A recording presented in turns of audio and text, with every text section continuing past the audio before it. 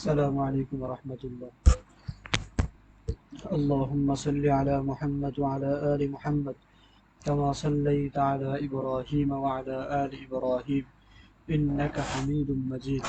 اللهم بارك على محمد وعلى آل محمد كما باركت على إبراهيم وعلى آل إبراهيم إنك حميد مجيد. যারা যুক্ত হয়েছেন আমাদের সাথে, কথা শোনা যায় কিনা, স্পষ্ট স্ক্রিন দেখা যায় কিনা কমেন্ট করে জানাবেন।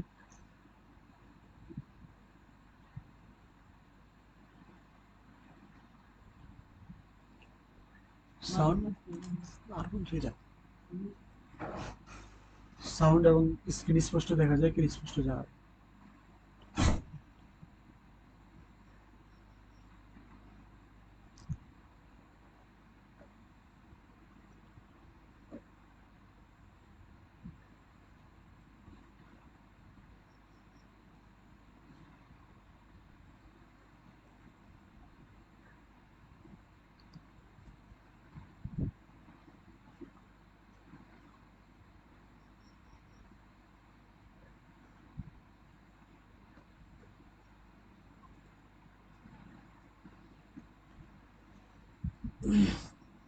আজকে আমাদের নাহু 10টি ফ্রি ক্লাস নেওয়ার কথা ছিল, তার 10ম ক্লাস।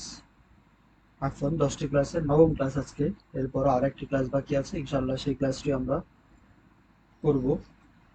আপনারা সেই পর্যন্ত আমাদের সাথে যুক্ত থাকবেন বলে আমরা আশা করি। তো চলেন আমরা আজকের আলোচনা শুরু করি। আজকের আলোচনা হচ্ছে ইজাফাত সম্পর্কে। ইজাফাতের প্রকার এবং তার আহকাম। আল ইজাফাতু ওয়া আনওয়াউহু ওয়া আহকাম, এটা হচ্ছে আজকের আলোচনার বিষয়। তো আলোচনা শুরুর আগে আপনাদের কি পরিমাণ ধারণা আছে ইজাফাত সম্পর্কে সেটা একটু যাচাই করি। রাশেদের গাড়িটি সুন্দর। রাশেদের গাড়িটি সুন্দর, এখানে রাশেদের গাড়িটি এর সঠিক অনুবাদ কি? রশিদুন সাইয়ারাতুন বা রশিদু সাইয়ারাতিন, আস-সাইয়ারাতু রশিদিন, সাইয়ারাতু রশিদিন, সাইয়ারাতুর রশিদি। কোনটা উত্তর? 1 2 3 4, চারটা অপশন দেওয়া আছে। এখানে সঠিক উত্তর কোনটা সেটা একটু জানাবেন। রশিদু সাইয়ারাতিন, আস-সাইয়ারাতু রশিদিন, সাইয়ারাতু রশিদিন, সাইয়ারাতুর রশিদি। এখানে এর সঠিক উত্তর কোনটা সেটা একটু জানাবেন। আচ্ছা, একজন বলেছেন ঘ। আমরা আরেকটু অপেক্ষা করি, আরো দু একজনের উত্তরটা আমরা একটু দেখি, এরপরে আমরা সঠিক উত্তরটাও বলবো এবং আমাদের দর্শের আলোচনার মধ্য দিয়ে আপনারা আশা করি বিস্তারিত বুঝতে পারবেন। ঘ, গ, খ। আচ্ছা, ঘ, গ, খ, তিনজনের তিন রকম উত্তর। হয়তো আরো কেউ উত্তর করলে আরো কয়েক রকমের উত্তর পাওয়া যাবে, কোনো সমস্যা নাই। আলোচনাটা আমরা করি, আলোচনা শেষ পর্যন্ত যাই। ইনশাল্লাহ আশা করি আপনারা সঠিক ধারণা নিয়ে শেষ করতে পারবেন। আরো যারা যুক্ত আছেন দেখেন, আমাদের যখন আমরা এই ক্লাসের জন্য পোস্ট করেছিলাম যে 10টা ক্লাস নিব, লেখাটা এমন ছিল যে অনুশীলনমূলক ক্লাস। কারণ এই ক্লাসগুলো এমন না যেগুলো আপনারা জানেন না। ইজাফাতের আলোচনা আপনারা বহুত পড়েছেন। ইজাফাতের এই যে আপনার সংজ্ঞা, ইজাফাত কাকে বলে, মুজাফ কাকে বলে, মুজাফ ইলাইহি কাকে বলে, এগুলোর অনেক আলোচনা আপনারা শুনেছেন। কিন্তু যে ঘাটতি আমি সবসময় বলি, প্রত্যেকটা ক্লাসে বলি যে আমাদের মূল ঘাটতি হচ্ছে অনুশীলন। যে আমরা জায়গা মতো পর্যাপ্ত পরিমাণ অনুশীলন আমরা করি না। তো সেই প্রেক্ষিতে কিন্তু আমরা অনুশীলনমূলক ক্লাসের ব্যবস্থা করেছি। আর অনুশীলনমূলক ক্লাস কখনো একমুখী হয় না, এগুলো দ্বিমুখী হতে হয়। আপনাকে যে প্রশ্ন করা হবে সেটা উত্তর করতে হবে, আপনাকে আরবি থেকে বাংলা জিজ্ঞাসা করা হবে, বাংলাটা বলতে হবে, বাংলা থেকে আরবি জিজ্ঞাসা করা হবে, সেটা বলতে হবে। তাহলেই কি এটা হলো অনুশীলন। তাছাড়া তো এটা অনুশীলন না, এটা তো সাধারণ ক্লাস। আচ্ছা, চলেন আলোচনাটা আমরা করি শেষ পর্যন্ত। এরপর আপনাদের থেকে আরেকবার আমরা জানার চেষ্টা করবো যে সঠিক উত্তর কোনটা। আশা করি তখন আপনারা নিজেরাই যাচাই করতে পারবেন। শুরুতে আমরা একটু ইজাফাত সম্পর্কে ধারণা নিই। ইজাফাত সম্পর্কে একটু ধারণা নিই, এগুলোকে আমরা নিচে পাঠিয়ে দিই। আচ্ছা, দেখেন আমরা কিন্তু অহরহ এভাবে বলি যে রাশেদের ভাই, খালেদের বোন, মাদ্রাসার শিক্ষক, মাদ্রাসার বারান্দা, মাদ্রাসার গাড়ি। আচ্ছা, একটু চিন্তা করেন, এই যে মাদ্রাসার গাড়ি, গাড়ি কিন্তু স্বতন্ত্র একটা গাড়ি, স্বতন্ত্র একটা বস্তু। মাদ্রাসা স্বতন্ত্র একটা বস্তু। গাড়ি স্বতন্ত্র বস্তু, মাদ্রাসা স্বতন্ত্র একটা বস্তু। কিন্তু যখন আমি বললাম যে মাদ্রাসার গাড়ি, বস্তু কি দুইটা বুঝাচ্ছে না একটা বুঝাচ্ছে? গাড়ি স্বতন্ত্র বস্তু, আলাদা। গাড়ি বললেই একটা অস্তিত্ব আমার চোখের সামনে আসে, মাদ্রাসা বললেই একটা অস্তিত্ব আমার চোখের সামনে ভাসে। কিন্তু যখন বলা হয় যে মাদ্রাসার গাড়ি, তখন কি স্বতন্ত্র স্বতন্ত্র দুইটা অস্তিত্ব আমার চোখের সামনে আসে, নাকি মাদ্রাসার গাড়ি বললে শুধু গাড়িটাই আমার চোখের সামনে আসে, মাদ্রাসা আসে না?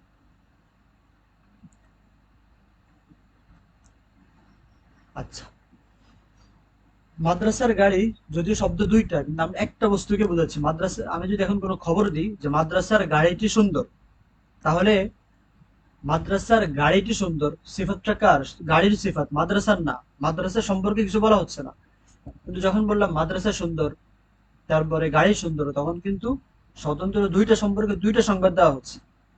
যখন বলা হলো মাদ্রাসার গাড়িটি সুন্দর, তখন মাদ্রাসা গাড়ি যদি দুইটা শব্দ থাকে, কিন্তু আমাদের মূল উদ্দেশ্য হচ্ছে একটা। মাদ্রাসার যে গাড়ি, গাড়িটা হচ্ছে আমাদের মূল ফোকাস, মাদ্রাসা মূল ফোকাস না। যেমন আমি আর আমার আমার যে ভাই, দুজন আলাদা। কিন্তু যখন বললাম আমার ভাই, আমার ভাই এখানে কি সত্য একটা না দুইটা?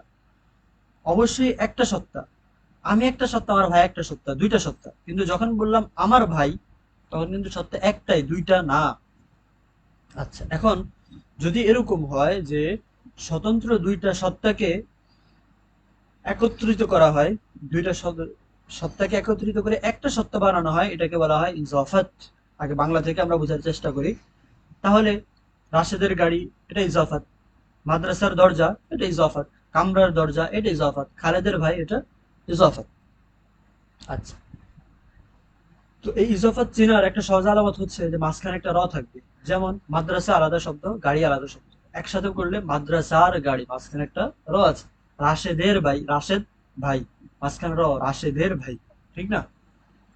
তো আমরা সহজেই বাংলা থেকে এখন বোঝা সহজ হয়ে গেল। এখন চলেন একটু আরবিটা দেখি। যখন আমাকে কেউ বললো যে মাদ্রাসার গাড়ি, খালেদের ভাই, এগুলোর আরবিটা আমরা কিভাবে করব, তখন পদ্ধতি কি? এটা তো ইজাফাত বুঝলাম। আচ্ছা, যেমন এখানে যেভাবে লেখা আছে কিতাবুন বই, রাশেদুন রশেদ, দুইটা সত্তা। কিন্তু যখন বলা হলো রাশেদের বই, তখন রাশেদের বইকে বুঝাচ্ছে, রাশেদকে বুঝাচ্ছে না, একটা সত্তা বুঝাচ্ছে। আচ্ছা, তাহলে এটা হচ্ছে সাধারণ দুইটা শব্দ। এখন এটাকে যদি আমরা ইজাফাতের কাতারে নিয়ে আসি, তাহলে রাশেদের বই বলি, সেটাকে বাংলায় আরবিতে কিভাবে বলবো একটু দেখি। কিতাবুন যোগ রশিদুন সমান সমান কিতাবু রশিদিন হয়ে গেল। অর্থাৎ বাংলা হচ্ছে রাশেদের বই, রাশেদের বই। রাশেদ বাংলায় আগে, আরবি করলে রাশেদটা চলে যাবে পরে। বই বাংলায় আগে, আরবি করলে বই বাংলায় পরে, আরবি করলে চলে আসবে বই আগে। তার মানে হলো ইজাফাতের নিয়ম হচ্ছে বাংলায় যেটা আগে থেকে আরবিতে সেটা পরে, বাংলায় যেটা পরে থাকে আরবিতে সেটা আগে। যেমন রাশেদের বই, রাশেদ ছিল বাংলায় আগে, আরবিতে হয়ে গেল পরে। কিতাবুল, বই ছিল বাংলায় পরে, আরবিতে চলে আসলো আগে। আশা করি এ পর্যন্ত বোঝা গেল। এরপরে কথা হলো ইজাফাতের দুইটা অংশ, মুজাফ এবং মুজাফুন ইলাইহি। আরবিতে যেটা শুরুতে আসবে সেটাকে বলা হয় মুজাফ। আরবিতে যে অংশটা প্রথমে আসে সেটাকে বলা হয় মুজাফ, যেটা পরে আসে সেটাকে বলা হয় মুজাফুন ইলাইহি। প্রথমটা মুজাফ, পরেরটা মুজাফুন ইলাইহি। এই পর্যন্ত বোঝা গেল কিনা? মুজাফ মুজাফুন ইলাইহি চিনলেন কিনা? আমরা প্রশ্নগুলো বারবার আপনাদেরকে করার চেষ্টা করব, কারণ হচ্ছে যখন আপনার কাছে প্রথম অংশ ক্লিয়ার হবে এবং আপনি একটু সময় নিয়ে ধীরে সুস্থে বুঝতে পারবেন, তখন পরের অংশটা বোঝা সহজ হবে। আমরা যদি শুধু বলতেই থাকি অনেকক্ষণ পর আপনাকে একটা কথা জিজ্ঞাসা করি, তাহলে অনেকক্ষণের আলোচনা একসাথে মাথায় নেওয়া সম্ভব হবে না। ঠিক আছে? এই কারণে হয়তো একটু পর পর আপনাদের সাথে কিছু, আপনাদের থেকে কোনো উত্তর পাওয়ার চেষ্টা করব, কিছু জানার চেষ্টা করব, যাতে করে আগের আলোচনাটা একটু মাথায় আপনারা বসাতে পারেন। তাহলে মুজাফ এবং মুজাফুন ইলাইহি, ইজাফাত, মুজাফ, মুজাফুন ইলাইহি, এই তিনটা শব্দ আমরা বুঝলাম কিনা, কোনটা কাকে বলে?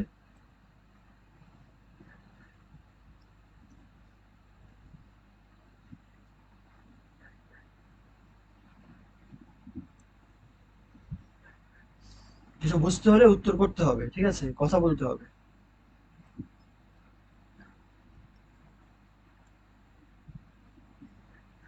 আর স্ক্রিনটা আশা করি দেখা যাচ্ছে ঠিকঠাক মতো। ইজাফাত, মুজাফ, মুজাফুন ইলাইহি যদি বোঝা না যায় তাহলে সেটাও বলবেন, আমরা আরেকবারও বলবো। আরেকবারও বললে যদি না বুঝেন আরেকবার বলবো, কিন্তু শুরুতে আলিফ লাম হবে না। কিন্তু আমরা জানি আলিফ লাম না হলে শেষে তানবিন হয়, কিন্তু এখানে শেষে তানবিন হবে না। মুজাফের শুরুতে আলিফ লামও হবে না, মুজাফের শেষে তানবিন হবে না, মুজাফের শুরুতে আলিফ লাম হবে না, শেষে তানবিন হবে না। এই কারণেই দেখেন আল কিতাবু এটা লাল মার্ক দেওয়া হয়েছে, যেটা ভুল। আল কিতাবু বলা যাবে না, কিতাবুন এটাও হবে না। মুজাফের শুরুতে আলিফ লাম হবে না, এই কারণেই এই যে আমরা এখন কিন্তু পরিভাষা ব্যবহার করবো বারবার, যে মুজাফ, মুজাফুন ইলাইহি। এই কারণে আপনাদেরকে আগে জিজ্ঞাসা করা হয়েছে যে পরিভাষাটা আপনি বুঝছেন, মুজাফ কাকে বলে, ইজাফাত কাকে বলে, মুজাফুন ইলাইহি কাকে বলে। পরিভাষা যদি আপনি নাই বুঝেন তাহলে আমাদের সম্পূর্ণ আলোচনা জুড়ে তো পরিভাষাগুলোই থাকবে, তখন তো আপনি আলোচনা বুঝবেন না। ওইটার জন্য আপনাকে জিজ্ঞাসা করা হয়েছিল যে ইজাফাত, মুজাফ, মুজাফুন ইলাইহি এটা কি আপনি বুঝেছেন এই পরিভাষাগুলো? আচ্ছা, তাহলে মুজাফের শুরুতে আলিফ লাম হবে না, একইভাবে মুজাফের শেষে তানবিনও হবে না। ঠিক আছে, আমরা জানি আলিফ লাম না হলে শেষে তানবিন হয়, কিন্তু এখানে আলিফ লামও হবে না, তানবিন হবে না। দ্বিতীয়ত হলো মুজাফুন ইলাইহি সবসময় শেষে কাসরা হবে এবং তানবিন হবে। কাসরা মানে জের হবে, মুজাফুন ইলাইহি শেষে তানবিন হবে এবং জের হবে, তানবিন হবে, জের হবে। তাহলে আরেকবার বলি, মুজাফের শুরুতে আলিফ লাম হবে না, শেষে তানবিন হবে না। মুজাফুন ইলাইহির শেষে জের হবে এবং তানবিন হবে। আচ্ছা, যদি এই পর্যন্ত বোঝা যায় তাহলে এখন বলেন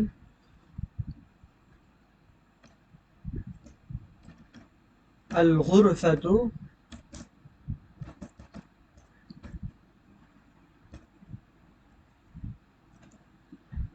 আল গুরফাতু খালিদিন, হরকত দিচ্ছি না, আবার পড়ছি, একটু খেয়াল করবেন। আল গুরফাতু খালিদিন, তারপরে হলো আল গুরফাতু খালিদুন। ঠিক আছে, খালিদিন, আল গুরফাতু খালিদুন।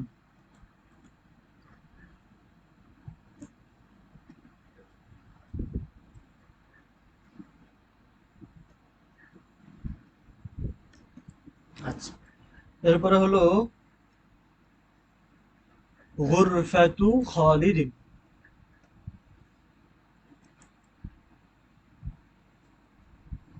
গুরফাতু খালিদিন, তারপরে হলো গুরফাতুন খালিদুন।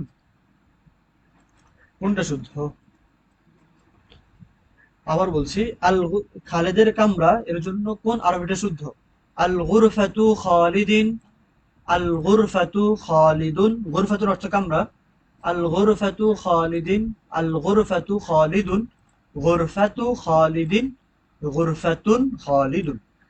এই চারটা অপশনের মধ্যে কোনটা শুদ্ধ?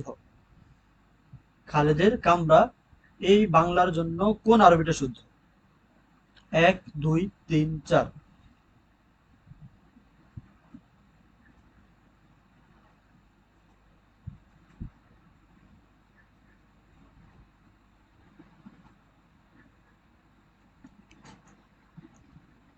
খালিদুনটা পরে। এরপরে হলো যে প্রথম যে শব্দটা থাকে আরবিতে, যেটা যে শব্দটা শুরুতে থাকে সেটাকে বলা হয় মুজাফ, পরের শব্দটাকে বলা হয় মুজাফুন ইলাইহি। আমরা বলেছিলাম, প্রথমত বলেছিলাম মুজাফের শুরুতে আলিফ লাম হবে না। যেহেতু এখানে মুজাফের শুরুতে আলিফ লাম আছে, এই কারণে এটা সঠিক হওয়ার কোনো সম্ভাবনা নেই, বাদ। এখানেও মুজাফের শুরুতে আলিফ লাম আছে, এটাও সঠিক হওয়ার কোনো সম্ভাবনা নেই, এটাও বাদ। এরপর আমরা বলেছিলাম যে মুজাফের শুরুতে আলিফ লাম হবে না, মুজাফের শেষে তানবিনও হবে না। মুজাফের শুরুতে আলিফ লাম হবে না, শেষে তানবিন হবে না। মুজাফর ইলাইহির শেষে তানবিন হবে এবং জের হবে। আমরা বাক্যটা বলেছিলাম গুরফাতু খালিদিন, শুরুতে আলিফ লাম নাই, শেষে তানবিন নাই। গুরফাতু খালিদিন, শেষে জের আছে এবং তানবিন আছে। এটা হচ্ছে শুদ্ধ বাক্য। ঠিক আছে, তাহলে এখানে ব্যবধানটা ছিল হরকতের দিক থেকে। আচ্ছা, এই বাক্যটা আমরা পড়েছিলাম গুরফাতুন খালিদুন। আমাদের কথা ছিল মুজাফের শেষে তানবিন হবে না, কিন্তু এখানে তো আমরা গুরফাতুন পড়ছি। মুজাফর ইলাইহির শেষে কাসরা হবে, পড়ছি খালিদুন, কারণ এটাও শুদ্ধ না। শুদ্ধ হচ্ছে 2 নম্বরটাই, গুরফাতু 3 নম্বরটা, গুরফাতু খালিদিন। আচ্ছা, সমস্যা নাই, বোঝা যাবে। প্রথম একটা দুইটা বাক্য দিয়ে তো বোঝা যায় না, এই কারণেই বিশেষ করে অনুশীলনটা করতে হয়। এই যে এখানে তো অধিকাংশ খুব সম্ভব আলিয়াতে পড়ুয়া, তো আলিয়াতে যারা পড়েন আপনাদের মডেল টেস্টে বের হয় না। মডেল টেস্ট কেন বের হয়? মডেল টেস্টে যা আছে সবই তো বইতে আছে, ঠিক না? তো মডেল টেস্টটা মৌলিকভাবে বের হয় শুধু অনুশীলনের জন্য। মানুষ যা পড়ে তার চেয়ে অনুশীলনে তার অনেক বেশি ফায়দা হয়, এই কারণেই মডেল টেস্ট বের করা হয়। তাছাড়া মডেল টেস্টে তো নতুন কিছু থাকে না, আপনার মেন বইতে যা সেগুলোকে প্রশ্ন আকারে মডেল টেস্টে দেওয়া হয়, যাতে করে আপনার কাছে বিষয়টা স্পষ্ট থাকে। তো অনুশীলন বা আপনাকে প্রশ্ন করা হয় এই জন্যই যে আপনার যেন অনুশীলনটা হয়ে যায়। সেখানে মডেল টেস্টের যে কাজ, এখানে অনুশীলনের সেই কাজ। কিন্তু অনেক সময় দেখা যায় আমাদের ভ্রান্তি আসে ভিতরে, এবং ভিন্ন চিন্তা আসতে পারে যে হয়তো আমার কোনো লাভ হবে না, শুধু শুধু হয়তো কমেন্ট বাড়বে। কিন্তু সেটা মৌলিক উদ্দেশ্য না, ঠিক আছে? সেটা যে আমাদের কোনো উদ্দেশ্যই না সেটা আমি বলছি না। কমেন্ট বাড়বে সেটা একটা উদ্দেশ্য থাকে, কিন্তু মৌলিক উদ্দেশ্য হচ্ছে দেখেন এর আগেও কিন্তু আমরা আরো একটা লাইভ ক্লাস নিয়েছি, সেখানে আপনি কোথাও পাবেন না কমেন্ট করার কথা, কারণ সেখানে কমেন্ট করার কোনো দরকারই নেই, ঠিক আছে? কারণ সেখানে মানে দুই একটা কমেন্ট আছে, কারণ সেখানে আমাদের কমেন্ট করে যারা করবে তাদের কোনো ফায়দা হবে না, শুধু শুধু কমেন্টের কথা বলেও লাভ নেই। কিন্তু এখানে এটা হচ্ছে অনুশীলনমূলক ক্লাস, এখানে আপনাকে কমেন্ট করতে হবে, তা না হলে আপনার ফায়দা হবে না। আচ্ছা, এখন আপনার ফায়দার মধ্যে দিয়ে যদি আমাদের ফায়দা হয় তাহলে সেখানে তো সমস্যা নেই। আচ্ছা, তাহলে আমরা এই পর্যন্ত আমাদের কাছে স্পষ্ট হলো যে বাংলায়, আরেকবার বলছি, বাংলায় যদি দুইটা শব্দকে একসাথে করে একটা বস্তু বোঝায়, একটা সত্তা বোঝায়, সেটাকে বলা হয় ইজাফাত। এরপরে ইজাফাতের একটা বাংলা বাক্যকে আরবি করতে হলে, যেটা বাংলায় শেষে থাকে আরবিতে সেটা আগে আসবে, বাংলায় যেটা শুরুতে থাকে আরবিতে সেটা পরে যাবে। তো আরবিতে যেটা শুরুতে থাকবে এটাকে বলা হয় মুজফ। মুজফের মধ্যে আলিফ লাম হয় না, তানবিন হয় না। যেটা পরে থাকবে সেটাকে বলা হয় মুজাফন ইলাইহি। মুজাফন ইলাইহিতে সবসময় কাসরা হয় এবং তানবিন হয়। আচ্ছা, এতটুকু যদি ক্লিয়ার হয় তাহলে পরেরগুলো স্পষ্ট হয়ে যায় আমাদের কাছে। এখন এটা আমাদের জানার কথা যে মেয়েদের নাম গায়রে মুশারিফ। গায়রে মুশারিফ মানেই হচ্ছে শেষে তানবিন থাকবে না, তানবিনও হবে না, কাসরা হবে না। তাহলে কি হবে? যেখানে কাসরা হওয়ার কথা সেখানে জবর হবে। যেমন আয়েশার বই, কিতাবু আয়েশা তিন বলা যাবে না, কারণ আয়েশা মেয়ের নাম। এটা তানবিনও হবে না, কাসরা হবে না, আয়েশা তিন পড়া যাবে না, পড়তে হবে কিতাবু আয়েশা তা। একইভাবে ফাতেমার বোন উখতু ফাতিমাতা, উখতু ফাতিমাতা, ফাতিমা তিন পড়া যাবে না। তারপরে মাহমুদার আম্মা, মাহমুদার আম্মা, উম্মু মাহমুদাতা, মাহমুদাতা, উম্মু মাহমুদাতা, ঠিক আছে? এরকম। আচ্ছা, রাত হয়ে যাচ্ছে অনেক, আপনাদের সময় যাচ্ছে। আচ্ছা চলেন। তো যদি মেয়েদের নাম হয় তাহলে শেষে ফাতহা হবে। আর যদি এই যে মুজাফফর ইলাইহি শুরুতে আলিফ লাম হয় তাহলে এখানে মুজাফফর ইলাইহি যদি নাম ছাড়া ভিন্ন কিছু হয় তাহলে শুরুতে আলিফ লাম হবে। আর আলিফ লাম হলে শেষে তানবিন হবে না, এটা জানার কথা। এরপরে যদি কারো কিছু অস্পষ্ট থাকে প্রশ্ন করতে পারেন, এখানেও প্রশ্ন করতে পারেন, গ্রুপেও প্রশ্ন করতে পারেন, হোয়াটসঅ্যাপে প্রশ্ন করতে পারেন, কোনো সমস্যা নেই। এই আলোচনাটাতে আমরা যাচ্ছি না, কারণ এখানে গেলে একটু বেশি হয়ে যাবে। আচ্ছা, এরপরে হলো ইজাফাতের আহকামটা আমরা দেখলাম, ইজাফাতের সাথেও পরিচিত হলাম। ইজাফাতের তিনটা প্রকার করা হয় মৌলিকভাবে। একটা হচ্ছে ইজাফাতু ফিয়া, ইজাফাতুন মিনিয়া এবং ইজাফাতুন লামিয়া। ইজাফাতুন ফিয়া, ইজাফাতুন মিনিয়া, ইজাফাতুন লামিয়া। জানেন আপনারা যারা যুক্ত আছেন আপনাদের কতটুকু ফায়দা হচ্ছে, বা আপনারা আগে আরবি কতটুকু পড়েছেন, কতটুকু জানা আছে সে সম্পর্কে তো ধারণা নাই। বাকি আমরা আমাদের ক্লাসের ভিত্তিতে আলোচনা করে যাচ্ছি। যারা বুঝবেন আলহামদুলিল্লাহ, কারো কাছে যদি অস্পষ্ট থাকে যোগাযোগ করবেন, কোনো সমস্যা না, আমরা আপনাকে স্বাভাবিকভাবে ভাই বন্ধু হিসাবে বুঝিয়ে দেবে ইনশাআল্লাহ। বা এসব আলোচনা যখন আমাদের পেড কোর্সে হবে সেই আলোচনাগুলোতে আপনি চাইলে অংশগ্রহণ করতে পারবেন। আচ্ছা, তো সালাতুল লাইলি, একটা আমরা ফিয়া মিনিয়া এবং লামিয়া কাকে বলে সেটা একটু বোঝার চেষ্টা করি। সলাতুল লাইল মানে হচ্ছে রাতের নামাজ। এই পাশটা আগে একটু বুঝি। সলাতুল লাইল মানে হচ্ছে রাতের নামাজ। অর্থাৎ বিষয়টা কি, মানে হচ্ছে যে নামাজটা রাতে পড়া হয়, রাতের মধ্যে নামাজ, সেটাকেই তো সলাতুল লাইল বা রাতের নামাজ বলে। রাতের মধ্যে যে নামাজ সেটাকে বলা হয় রাতের নামাজ। এরপর হচ্ছে রূপার আংটি বললে আমরা কি বুঝি, মানে হচ্ছে রূপা থেকে তৈরি আংটি, ঠিক না? যারা সমাজ বুঝেন ভালো তাদের জন্য হয়তো আরেকটু সহজ হবে। রূপার আংটি মানে কি? রূপা থেকে তৈরি আংটি। শিক্ষকের বই মানে হচ্ছে শিক্ষকের মালিকানাধীন বই, ঠিক না? শিক্ষকের মালিকানাধীন বই। রাতের নামাজ মানে রাতের মধ্যে নামাজ। রূপার আংটি, রূপা থেকে নির্মিত আংটি বা তৈরি আংটি। শিক্ষকের বই মানে শিক্ষকের মালিকানাধীন বই। এই পর্যন্ত বুঝছেন কিনা একটু বলেন। এই পর্যন্ত আপনারা বুঝলেন কিনা?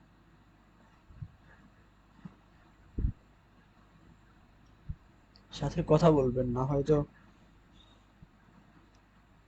একটা সরাসরি একটা ফিজিক্যাল দর্শে যদি শিক্ষক কথা বলে না, ছাত্র কোনো উত্তরই না করে, তাহলে কি সেই ক্লাসগুলো চলা যায়? শিক্ষকের কাছেও যেমন বোরিং লাগে, ছাত্রের কাছেও বোরিং লাগে।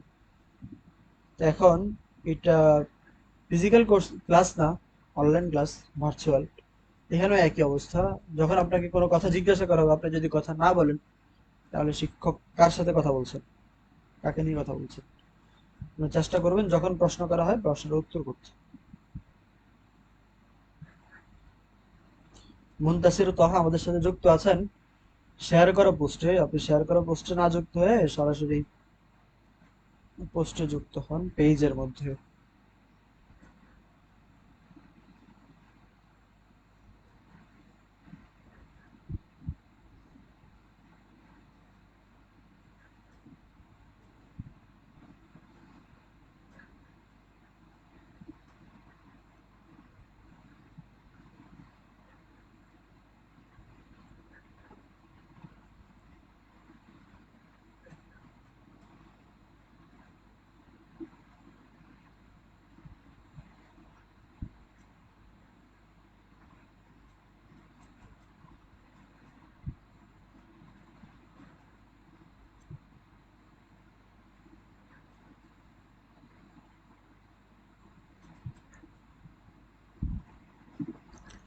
আচ্ছা, ঠিক আছে। তাহলে সলাতুল লাইল মানে হচ্ছে রাতের মধ্যে নামাজ। সলাতুল লাইল মানে রাতের মধ্যে নামাজ। আর খাতামু ফিদ্দাতিন মানে হচ্ছে রূপা নির্মিত আংটি বা রূপা থেকে তৈরি আংটি। এরপরে গুরফাতুল মুআল্লিম শিক্ষকের মালিকানাধীন কামরা। এটা হচ্ছে বাক্যের মূল রূপ।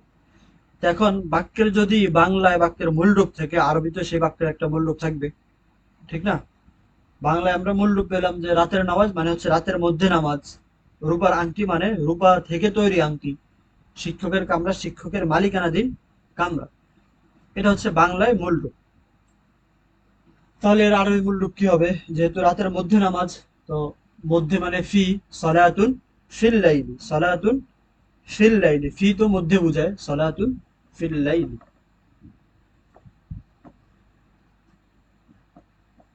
আচ্ছা, রূপা নির্মিত আংটি বা রূপা থেকে তৈরি আংটি। রূপা থেকে তৈরি আংটি। তো থেকে, থেকে আরবি হচ্ছে মিন। থেকে আরবি মিন। এই কারণে বলতে হবে খাতামুন মিন ফিদ্দাতিন, খাতামুন মিন ফিদ্দাতিন। গুরফাতুল মুআল্লিমি শিক্ষকের কামরা। মূল শিক্ষকের মালিকানাধীন কামরা। আর মালিকানা বোঝাতে গেলে লি ব্যবহার করতে হয়, এই কারণে গুরফাতুন লিল মুআল্লিমি, গুরফাতুন লিল মুআল্লিমি। তো আলোচনা এই পর্যন্তই থাকলো। কারো কোনো প্রশ্ন আছে কিনা, বা অস্পষ্ট তো অনেক জায়গায় থাকতে পারে, এক জায়গায় থাকলে বলতে পারো। সর্বশেষ আরেকটা প্রশ্ন দিয়ে ক্লাসটা শেষ করছি, যদি বোঝা যায়। আচ্ছা, ফাতেমার, হ্যাঁ, ফাতেমার স্বামী। স্বামী হচ্ছে জাউজুন। জাউজু ফাতিমাতা। আমাদের আরবি ভাষার প্রাথমিক থেকে একদম মাধ্যমিক স্তর পর্যন্ত কোর্সে ভর্তি চলছে, যেখানে আরবি ভাষার মোটামুটি সবকিছুই আলোচনা হবে। 1 বছর মেয়াদী কোর্স। তোমরা চাইলে যোগাযোগ করতে পারো। আচ্ছা, জাউজু ফাতিমা। একটা হচ্ছে জাউজু ফাতিমা তিন। জাউজু, জাউজু মানে হচ্ছে স্বামী। জাউজু ফাতিমা তিন। আচ্ছা, তারপরে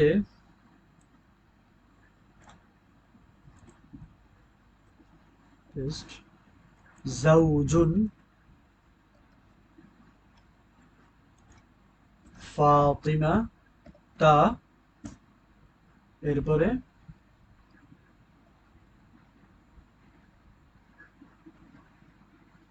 আজ-জাওজু ফাতিমাতা ফাতিমাতিন, সর্বশেষ জাওজু ফাতিমাতা। কোন অপশনটা শুদ্ধ?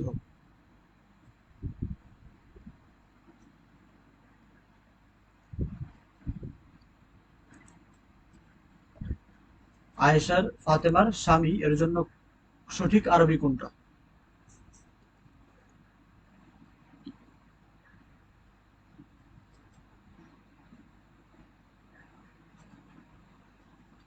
ঠিক আছে, তোমরা সঠিক উত্তরটা কমেন্ট করতে থাকো। আর আজকের আলোচনা এই পর্যন্তই থাকলো। দশম ক্লাস আগামীকালকে হবে এবং এই দশম ক্লাসের মধ্যে দিয়ে আমাদের নাহর যে 10টা ফ্রি ক্লাস হওয়ার কথা সেগুলো শেষ হবে। দেখা হবে পরবর্তীতে। যারা পেড কোর্সে আছো তোমাদের সাথে সেখানেই কথা হবে। 1 তারিখ থেকে ক্লাস শুরু। আর যারা ভর্তি হতে চাও যোগাযোগ করবে। পরবর্তীতে যে কোনো বিষয়ে আলোচনা নিয়ে আবারও দেখা হবে ইনশাআল্লাহ। সুবহানাকাল্লাহুম্মা বিহামদিকা আশহাদু আল্লা ইলাহা ইল্লা আনতা আস্তাগফিরুকা ওয়া আতুবু ইলাইক। আসসালামু আলাইকুম ওয়া রাহমাতুল্লাহ।